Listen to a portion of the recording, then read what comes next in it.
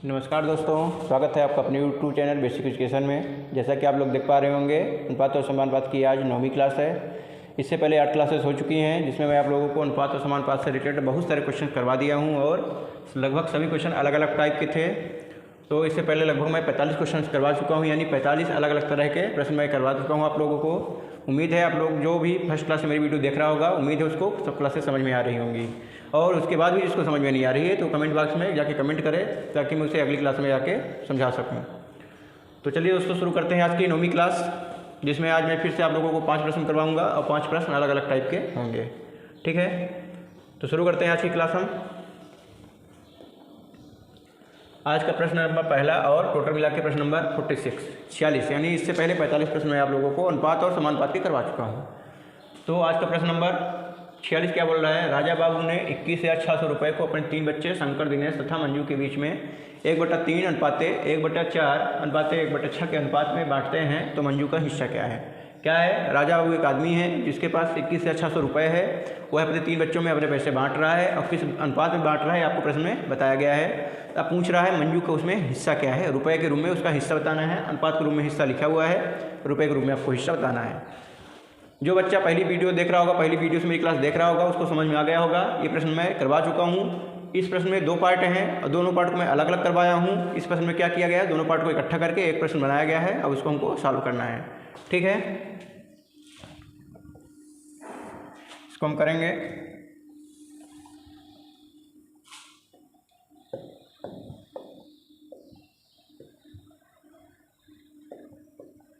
ठीक,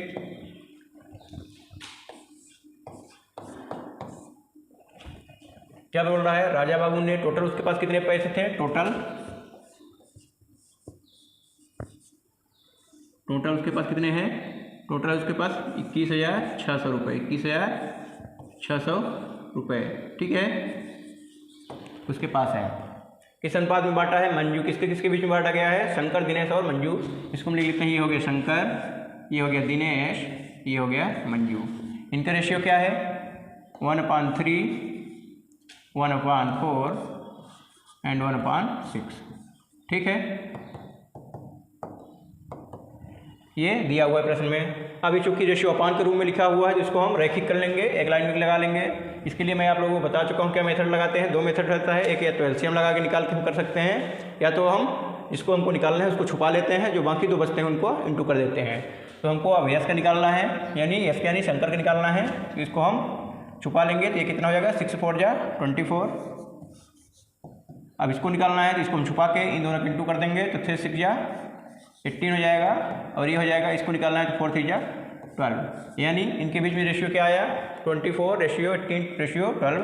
इसको हम छोटा फॉर्म कर लेंगे, रेशियो है 6 से चारों को डिवाइड कर देंगे, ये आ जाएगा 4:3:2।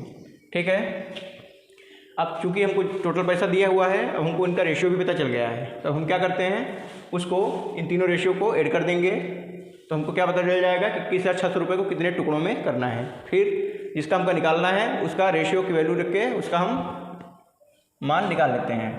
तो मंजू का हिस्सा निकालना था, तो ये कितना हो जाएगा? पहले इसको कर लेते हैं, 4 + 3 + 2 = 9।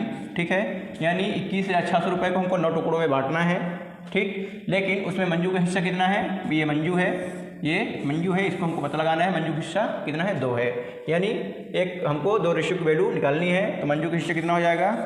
मंजू का हिस्सा हो जाएगा 2। मंजू का कितना रेशियो है? 2। टोटल रेशियो कितना है? 9 इंटू टोटल रुपये हमारे पास कितने हैं? 21,600। ठीक है, इसको हम सॉल्व कर लेंगे, ये हो जाएगा 9 दूनी 18, 9 चौक 36। ठीक है, कट जाएगा, 6 2 8 9 कट जाएगा, 9 दूनी 18, 3 9 चौक 36 0।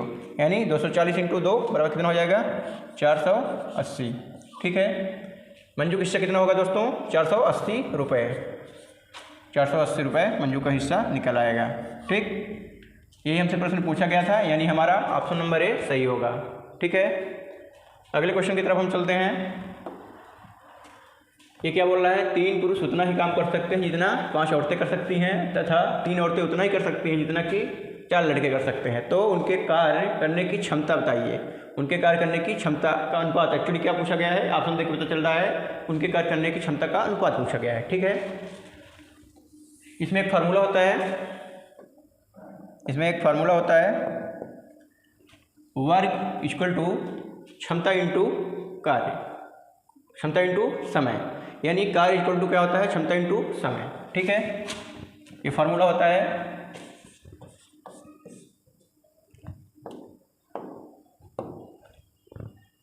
वर्क इक्वल टू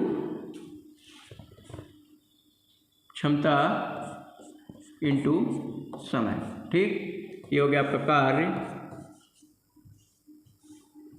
कार्य इक्वल टू क्षमता इंटू समय। ठीक, यानी इसमें यदि हमको दो चीज़ पता हो तो एक चीज़ हम निकाल सकते हैं, कार्य और क्षमता पता हो तो समय निकाल सकते हैं, समय और क्षमता पता हो तो कार्य निकाल सकते हैं, और क्षमता और मतलब दो कोई भी चीज़ यदि हमको पता है तो तीसरी चीज़ हम निकाल सकते हैं। ठीक है, समय। ठीक, तो इसमें हमको क्या दिया हुआ है, 3 पुरुष उतना ही काम कर सकते हैं जितना कि 5 औरतें, यानी ये क्या लिखा हुआ है, 3 पुरुष इक्वल टू 5 औरत, यानी 3 पुरुष का काम इक्वल टू 5 औरत का काम। ठीक है, तो ये क्या हो जाएगा, पुरुष अपान ये औरत इधर आ जाएगी, औरत, इसका हम रेशियो निकाल रहे हैं दोस्तों, ये क्या हो जाएगा 5/3। ठीक, इसी तरह दूसरी चीज़ क्या दी हुई है, 5 औरत और 4 लड़के, यानी 5 औरत का काम, 3 औरत का काम इक्वल टू 4 लड़कों का काम, यही दिया हुआ है। तो हम इसका भी रेशियो निकाल लेंगे, औरत अपान लड़के इक्वल टू कितना हो जाएगा, 4/3 हो जाएगा। अब हमको पुरुष औरत और औरत लड़के का अनुपात पता चल गया। अब यहाँ पर एक क्वेश्चन कैसे हो गया दोस्तों, A अनुपात B हमको दिया हुआ है और B अनुपात C दिया हुआ है, अब हमको A अनुपात B अनुपात C निकालना है। तो ये क्या हो जाएगा, इसको हम कैसे करेंगे दोस्तों, A अनुपात B दिया हुआ है और B अनुपात C दिया हुआ है, तो इसको हम कैसे करेंगे, ये देखिए, इसको हम लिख सकते हैं इस तरह, पुरुष औरत और लड़के। ठीक है, पुरुष 5, औरत 3, औरत 4 और लड़के 3, यही है, 3 पुरुष 5 औरत। ठीक है, अब जो खाली स्पेस है उसकी जगह हम क्या रख, उसके पड़ोसी को रख देते हैं, तो ये आ जाएगा, इसका इंटू कर देंगे तो ये आ जाएगा 9, 12 और 20, यानी इनका रेशियो क्या निकल आया, 12 रेशियो 20 रेशियो 12 रेशियो 9, ये इनका रेशियो निकल आया। लेकिन ये क्या है, ये उनके कार्य का रेशियो है, क्योंकि हमको बताया गया था कितना कार्य कर सकते हैं, यानी ये हमको कार्य का रेशियो है। और ध्यान यहाँ पर देना है कि हमसे पूछा किसका गया है, क्षमता का पूछा गया है, तो ये हमारा आंसर नहीं होगा, ये हमारा आंसर यहाँ पे है, लेकिन ये हमारा आंसर नहीं होगा, हमको क्षमता का रेशियो बताना है। ठीक है, तो हम मान लेते हैं इन तीनों का एलसीएम ले लेंगे, तो हमको कार्य का पता चल जाएगा, तो इन तीनों का हम क्या करेंगे, एलसीएम ले लेंगे, तो कितना आएगा,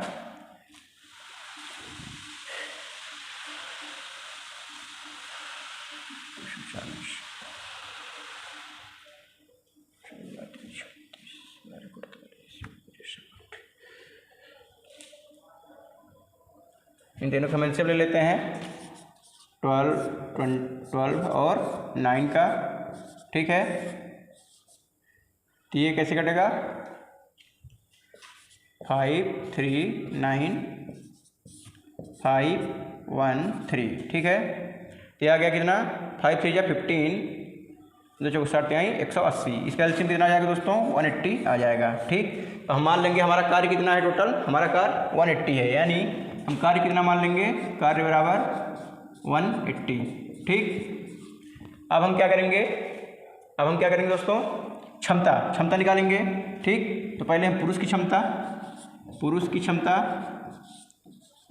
निकालते हैं। पुरुष की क्षमता क्या होगी, कार्य बटे पुरुष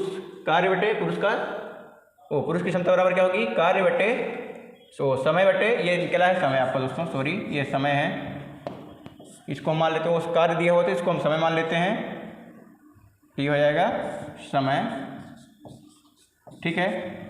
तो क्या निकलेगा पुरुष क्षमता बराबर 180 बटे और ये उसका कार्य, ठीक। तो ये कितना निकल आएगा 9। इसी तरह औरत की क्षमता 180 बटे 12 यानी 15 और लड़के की क्षमता कितनी होगी 180/9 यानी 20। हमारा आंसर क्या आ गया दोस्तों, पुरुष, औरत और लड़के की क्षमता का अनुपात क्या आ गया, पुरुष का आया था 20, लड़के का आया था, औरत का आया कितना 15 और इसका आया 20 यानी 9, 15 और 20, ठीक है। यानी ऑप्शन नंबर हमारा सी सही होगा। सबसे पहले हमारा ये आता है जिसको हमको सही नहीं मानना है, वो हमारा नहीं होगा। क्षमता का हमको अनुपात पूछा गया तो क्षमता का अनुपात हमारा ये वाला होगा, ठीक है।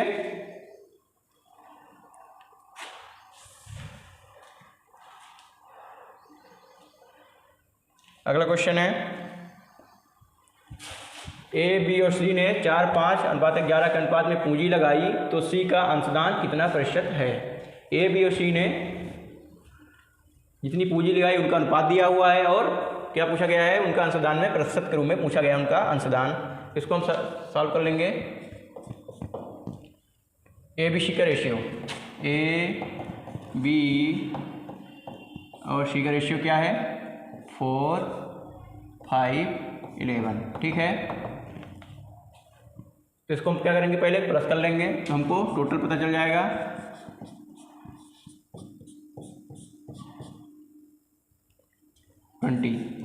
हमको टोटल पूंजी पता चल गई रेशियो के फॉर्म में, टोटल पूंजी पता चल गई रेशियो के फॉर्म में। क्या है, कुल पूंजी,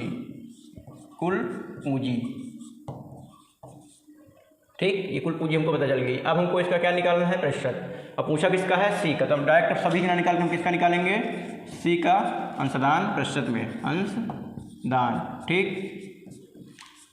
सी का अंशदान कितना होगा दोस्तों, सी का रेशियो कितना है 11, कितने में 20 में। हमको चूंकि प्रतिशत निकालना है तो क्या करेंगे हम 100 के 2 कर देंगे, किया जाएगा, यहाँ पर 5 कटेगा, ये आ जाएगा 55%। ये आपका क्या होगा, आंसर होगा, ठीक। ऑप्शन नंबर डी आपका सही होगा। फिर प्रश्न नंबर 49, विनोद, मोहन और ललन के मासिक वेतन का अनुपात बताया गया है। यदि ललन का वार्षिक वेतन विनोद से 1200 रुपये अधिक है तो मोहन का वार्षिक वेतन क्या होगा। ये मैं प्रश्न करवा चुका हूँ, आप लोग करिएगा इसको घर में। इसी तरह के बहुत सारे क्वेश्चन करिए, इसको मैं करवा देता हूँ। विनोद, मोहन और ललन के मासिक वेतन का अनुपात बताया गया है। विनोद, मोहन और कौन है, ललन, ठीक है। कितना है 2, 3, 5, ठीक। पूछा क्या गया है, बताओ क्या गया, ललन का मासिक वेतन विनोद से 1200 रुपये अधिक है। अब हम क्या करेंगे, ललन और विनोद को कंपेयर करेंगे पहले रेशियो के फॉर्म में। तो ललन इंटू विनोद, वहाँ पर क्या बताया गया, अंतर, यहाँ पर भी रेशियो में हम क्या निकालेंगे, अंतर। तो Lalan minus Vinod equal to कितना होगा, 5 - 2 = 3, रेशियो। तो ये है क्या है, रेशियो के फॉर्म में, ठीक है। तो हमको अब इसका क्या करते हैं, हम रेशियो के फॉर्म में डिफरेंस निकाल लेते हैं और जो रियल में डिफरेंस दिया रहता है उससे कंपेयर करते हैं। रेशियो के फॉर्म में 3 डिफरेंस है और रियल में कितना डिफरेंस है, 1200 रुपये का। रियल में डिफरेंस है 1200 रुपये का, तो एक रेशियो इक्वल टू कितना आ जाएगा, 400 रुपये, 400 रुपये। अब पूछा क्या हमसे, मोहन का वार्षिक वेतन। तो मोहन का कितना था, मोहन का रेशियो है 3 × 3 रेशियो है, 3 × 1 रेशियो यानी 400 यानी 1200 रुपये। लेकिन 1200 रुपये क्या है, मोहन का 3 अनुपात में दिया हुआ था, लेकिन मासिक वेतन दिया हुआ था। मासिक का पूछा क्या है, वार्षिक। तो एक वर्ष में कितने महीने होते हैं, 12। तो हम क्या करेंगे इसमें, ये क्या है, 1 महीने का है। अब हमको निकालना है 12 महीने का। तो 12 महीने यानी 1 साल, 12 मंथ का होगा, 12 × 1200 यानी 12 का 12 में 144, ये हो जाएगा आपका आंसर। ऑप्शन नंबर डी सही होगा, ये नहीं होगा, ठीक है। अगला प्रश्न है, 3 संख्याओं का योग, वहाँ पे हिंदी वाली काउंटिंग आ गई है, 3 संख्याओं का योग, इसको देख लीजिएगा आप लोग। तीन संख्याओं का योग 129 है। यदि पहली और दूसरी संख्या का अनुपात दिया हुआ है तथा दूसरी और तीसरी संख्या का भी अनुपात दिया हुआ है तो पहली संख्या क्या होगी। ठीक, सिंपल सा है। इसमें आपको ए बी दिया हुआ है, बी सी दिया हुआ है और ए बी सी पहले पता लगाना है। ठीक है, तो तीन संख्याएं हैं तो मान लेते हैं ए बी सी है। ए बी दिया हुआ है और हमको बी सी दिया हुआ है। ए बी कितना है, ए बी है आपका 2 3, बी सी कितना है 5 6। जो जगह खाली होगी उसकी जगह क्या आएगा, उसका पड़ोसी आएगा। इसको हम इंटू कर देंगे, ये आ गया। ये आपका ए बी सी का रेशियो पता चल गया। ठीक है, तीन संख्याओं का योग दिया हुआ है यानी इन तीनों का प्लस हमको दिया हुआ है। ठीक है, लेकिन ये रेशियो फॉर्म है तो पहले इनका प्लस हम करेंगे, कितना आएगा 15 10 25 10 35 60 43। ये 43 रेशियो के रूप में इनका योग कितना है 43 है और रिजल्ट में योग कितना है 129 रुपये है। यानी हमको रेशियो के रूप में उनका योगफल कितना था 43 रेशियो इक्वल टू रियल्टी में कितना है 129 रुपये। तो एक रेशियो की वैल्यू कितनी आ जाएगी 129/43। एक रेशियो की वैल्यू कितनी आ जाएगी 3 × 9 3 आ जाएगी। यानी एक रेशियो की वैल्यू हमको पता चल गई 3 रेशियो। अब हमसे पूछा क्या है पहली संख्या, फर्स्ट नंबर। ठीक है, फर्स्ट नंबर क्या होगा, फर्स्ट नंबर का हमारा रेशियो कितना था, फर्स्ट नंबर का हमारा रेशियो था 10। कितना 10। एक रेशियो की हमको वैल्यू पता चल गई, फर्स्ट नंबर का रेशियो हमको पता था, इसकी वैल्यू हमको पता चल गई एक रेशियो की। तो क्या होगा first number equal to 10 × 3 equal to 30। Option number A आपका सही होगा। बहुत ईजी था, इस तरह के क्वेश्चन मैं पहले भी करवा चुका हूँ, इसलिए मैं जल्दी इसको बता दिया। उम्मीद आप लोगों को समझ में आ गया होगा। ठीक है, तो आज के लिए इतने दोस्तों। आपके 50 प्रश्न पूरे हो गए। 50 में से लगभग सभी अलग अलग तरह के प्रश्न मैं करवाया हूँ, अलग अलग टाइप के करवाया हूँ, जो सभी लगभग इजी लेवल के थे। कुछ प्रश्न ऐसे थे जो थोड़ा मॉडरेट लेवल में चले गए हैं, लेकिन अभी तक मैं डिफिकल्ट लेवल के क्वेश्चन नहीं करवाया हूँ।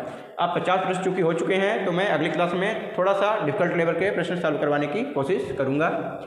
तो आज के लिए इतने दोस्तों। यदि आप लोगों को क्लास समझ में आ रही है तो चैनल को लाइक करें, सब्सक्राइब करें और अपने दोस्तों के बीच में शेयर करें। ठीक है, तो आज के लिए इतना ही। मिलते हैं आप लोगों को अगली क्लास में, तब तक के लिए जय हिंद।